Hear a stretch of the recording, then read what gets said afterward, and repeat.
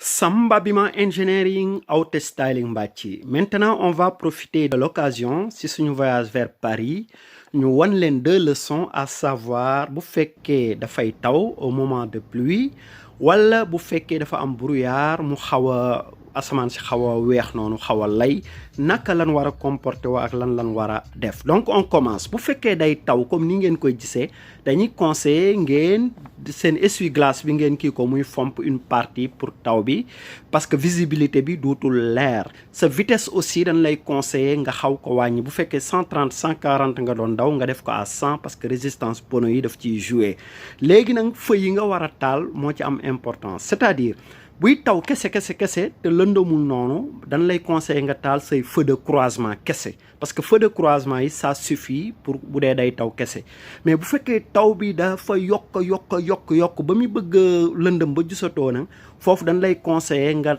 teg ci say feu de brouillard nga taal ko mais yu kanam yi kese parce que feu de brouillard yu kanam yi bu dee day taw kese baax na mën nga ko taal aussi pour que parce que moo gën a fort foofu yu croisement yi. Léegi loolu moo fekk bu fekkee dafay taw léegi nag boo demee ba ci biir comme ni ngeen ko gisee ni ngeen seetlu ne dafa brouillard ba nga xam ne lëndëm na gisatoo presque. Léegi bu boobaa nag dañ lay conseiller nga taal say feu de brouillard yu avant ak yu si ginnaaw yi. Alors que ba muy taw kese dañ ne la woon nga taal yu avant yi parce que boo taalee yu arrière yi feu de brouillard yu arrière yi ki ci sa nekk sa ginnaaw day gumba parce que feu yooyu dañu fort. Léegi nag boo demee ba gis ne nag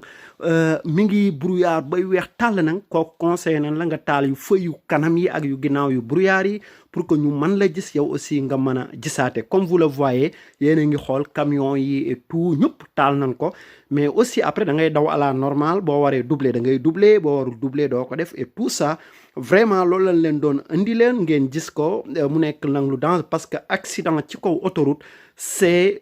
plus compliqué plus grave aussi te vraiment dañ ko war a moytu moo tax ngeen xool feu yi ngeen war a taal ak vitesse yi ak lépp. Donc loolu lañ leen doon indiloon ngeen xool ko ni Samba Bima Engineering Auto Styling Bachi et à la prochaine.